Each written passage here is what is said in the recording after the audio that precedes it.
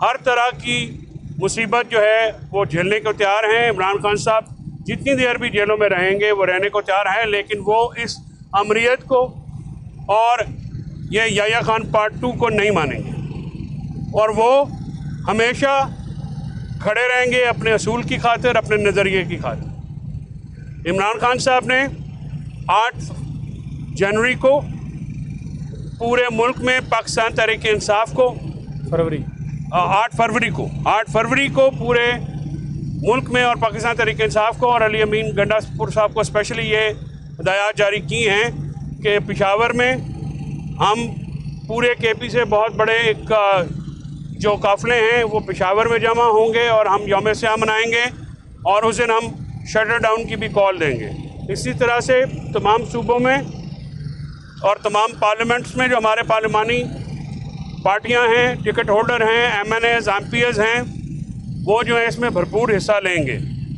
और इस बार हम जो इनकी प्रोग्रेस रिपोर्ट है उसका भी जायज़ा लेंगे कि 8 फरवरी को जो एक यौम स्याह जिसमें लोगों का मैंडेट चोरी किया गया, वोट चोरी किया गया, चीफ इलेक्शन कमिश्नर सुल्तान सिकंदर राजा की सरबराही में और काजी फायज़ ईसा की प्रोटेक्शन में ये सारा डाका डाला गया, लोगों का मैंडेट चोरी किया गया और एक फॉर्म 47 का इलेक्शन फ्रॉड करके जो है वो झूठी एक हुकूमत जो है मुसल्लत की गई, जिसको लोगों का मैंडेट हासिल नहीं है, लोगों की सपोर्ट हासिल नहीं है।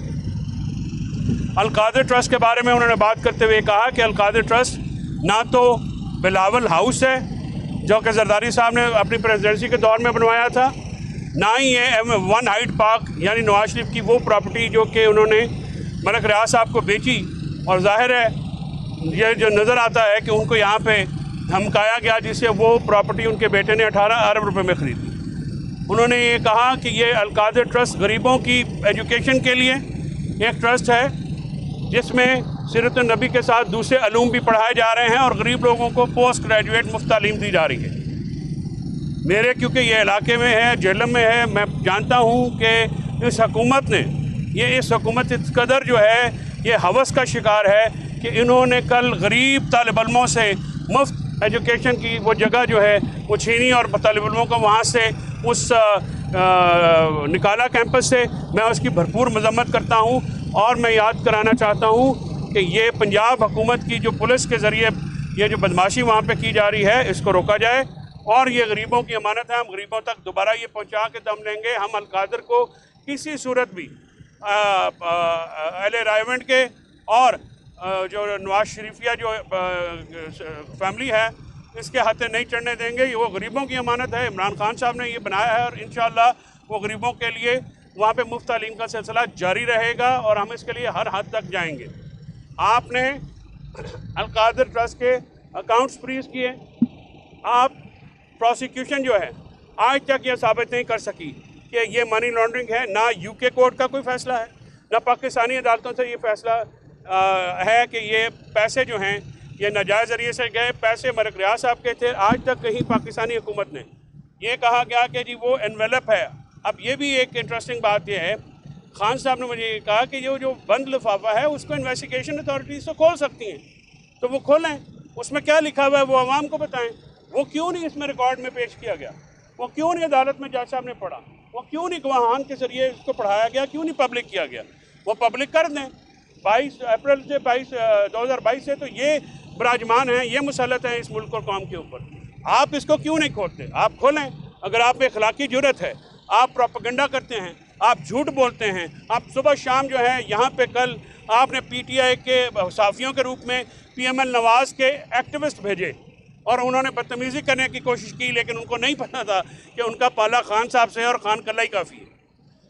और मैं उसकी जो ट्रोलिंग इन्होंने जेल के अंदर मैनेज की, मैं उसकी शदीद मज़म्मत करता हूँ कि अगर इस तरह से मामला हुआ तो फिर ज़बान हम भी रखते हैं और हमारी ज़बानें खान साहब के तहफ़्फ़ुज़ के लिए, उनके दफ़ा के लिए, उनके घर वालों की दफ़ा के लिए फिर बहुत लंबी हो जाएंगी। 9 मई हो, 26 नवंबर हो, हम जुडिशल कमीशन की मांग कर रहे हैं। चीटर्स कभी भी न्यूट्रल अंपायर्स के साथ नहीं खेलते। जुडिशल कमीशन एक न्यूट्रल अंपायर है जो कि इस मैच का फ़ैसला करेगा। इमरान खान साहब ने 86 में वेस्ट इंडीज़ के खिलाफ न्यूट्रल एम्पायर का कॉन्सेप्ट क्रिकेट में मुतारफ़ कराया था, और आज भी हम न्यूट्रल एम्पायर्स के साथ ही खेलना चाहते हैं।